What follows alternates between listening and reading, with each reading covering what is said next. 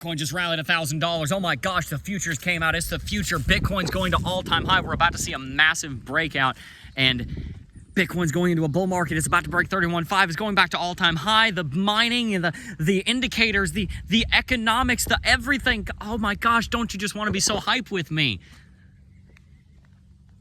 But is Bitcoin actually going back to all-time high? Is Bitcoin in a bull market right now just because we rallied $1,000? There's a lot of hype, but I want to help you to sift through it. Many people believe that Bitcoin's about to go back to all-time high, even potentially by the end of the year. I'll be very upfront honest with you. Bitcoin is not going back to all-time high by the end of this year. I don't think. There's only 2.5, 3 months left. But I do believe that's going to happen next year, and I think that there's a very specific way that it's going to go about doing that. We've talked about it in previous videos. I'll talk about it a little bit here, and we'll break it down in future content. The way that we need to structure this is not emotional. We don't need to go into this with hype. We don't need to go into this with FOMO. We don't need to go into this with massive emotion. What we need to do is we need to look at the technicals, and we need to look at the economics, and we need to piece together a puzzle that will give us a clear picture of the path forward. And so I think the way that we want to do that is by first starting with a bit of macroeconomic background, and then we can talk a little bit about the technicals, and I'll tie those and marry those two together towards the end of this video. Let's start with the macroeconomic background. Spoken on this briefly in the past many times, but I'll mention it just in brief so that we have that as the background. First and foremost, we're in the third epoch of the Fed since the pandemic. The first epoch we saw slam to the floor interest rates. We've got an ardent fan over here. Slam to the floor interest rates. We've got we had a lot of quantitative easing, so very cheap liquidity, and we had a very a large amount of upheaval in the economy that led people towards risk-on assets in the form of the pandemic. There was money because there were stimulus checks, so people thought, oh, I'll just go ahead and throw it in Robinhood and see what I can make money with. And then Bitcoin showed up, and so they put a bunch of money into Bitcoin. That was the first epoch. Second epoch started in February of 2022. That was when the Federal Reserve, somebody's going crazy over there. That was when the Federal Reserve decided to start going through quantitative tightening. That is the rolling off of treasuries and mortgage-backed securities, reducing the balance sheet, pulling liquidity out of the United States economy, shrinking the cash supply. They also began they started hiking interest rates to try and get inflation that had started from the pandemic spending and stimulus under control. Now we're in the third epoch. We're moving into a season where we're going to have sideways inflation. Dixie's probably going to be relatively strong. Stock market at the same time probably is going to be relatively strong. And so we have this kind of paradigm where we're not really bullish or bearish from the Fed's point of view, but neutral is less bearish than bearish.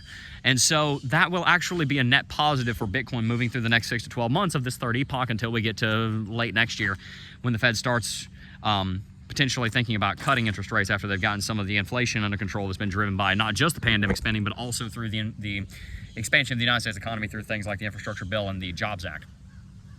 My point, because I know I speak a lot very quickly, that one epoch, very bullish. Second epoch, very bearish. Third epoch, neutral. But neutral is better than bearish. That's how I would explain to a 5-year-old. We're moving into a season that's not as bearish as bearish. It's not as bad as bad. Could be worse. We're moving into a season of could be worse. So the technicals, right now Bitcoin's gone through a rally, is broken above a downtrend. That downtrend was very important. Last time we broke above a similar downtrend, Bitcoin rallied about $5,000, $6,000 in 5 or 6 days. We could end up doing the same thing. It's very possible. I'll come back to that. Second thing we've done, we've had a Lux Algo buy signal. Every confirmed Lux Algo buy signal so far this year has given you at least about a 10% return, some of them more like 40%.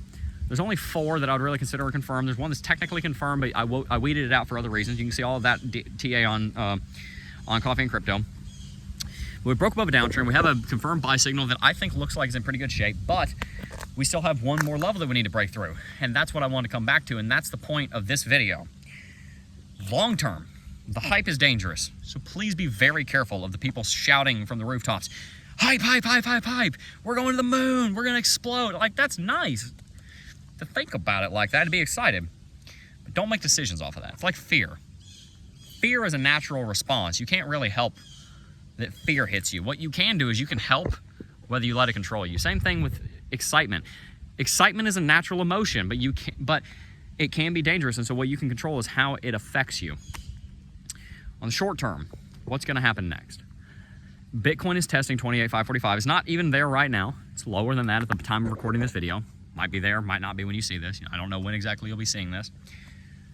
But regardless, Bitcoin is around that level, 28,545. That was set on June 22nd of 2021, and that was a bottom for the market. Bitcoin rallied up to 65, dropped 56% down to 28,545, set that as a level of support.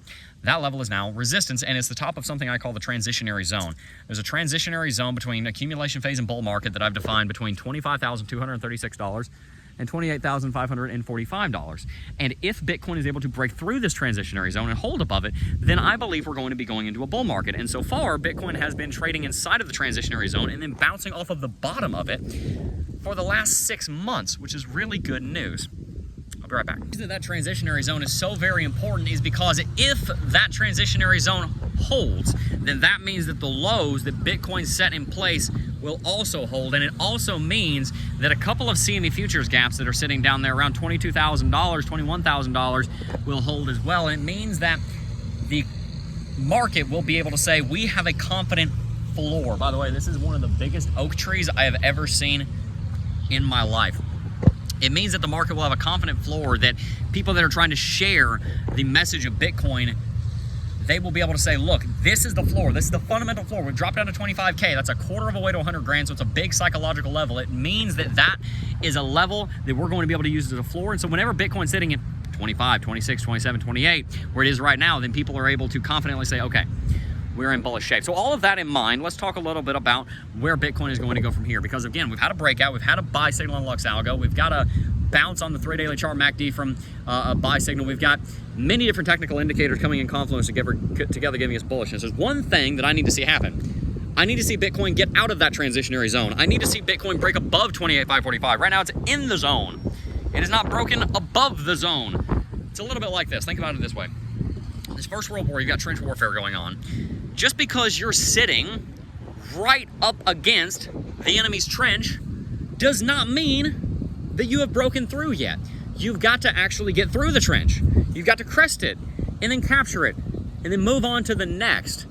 If you're in an elevator and you're trying to go up and you hit your head, you stop short of the ceiling, you haven't gotten to the next floor yet. Like, this is a basic principle. So before we can confidently say that Bitcoin's in great shape and we're about to go to 31.5, we've got to see Bitcoin break 28.5. And so this is really good news if you're a trader, because I gave you a trade setup on, I think, Thursday, maybe Friday. I think it was Friday. That ended up working. You ended up making money if you took that trade. At the same time, there is also the fact that if Bitcoin breaks above 28,545, that Bitcoin is very likely going to go back to 31.5. It's got the buy signal. So now that gives you the next trade setup. You see how these, a lot of times, if Bitcoin's going in a trend, kind of line up. You have one trade that then leads into the next trade. The next trade that we're looking for here is a trade based on a breakout above 28,545, and I'm going to be explaining more about that trade on tomorrow's episode of Coffee and Crypto Live. So long as Bitcoin has not broken above that level yet, by the time we go live at 10 tomorrow, then we will be discussing that trade in that video. In short, in that stream. In short, I do believe that Bitcoin's about to go to 31.5. I do believe it's going to go into a bull market. But as with everything, we need confirmation. The confirmation for us is a confirmed breakout above 28,545. That would probably look like Bitcoin going to at least 28.7, 28.8. And so where will Bitcoin go next time? We'll tell. I do think we're going to break that level. And once we do break that level, if you watch tomorrow's episode of Coffee and Crypto, I'll have the charts up, you'll be seeing a trade setup that I believe will help you to be successful in cryptocurrency. Peace.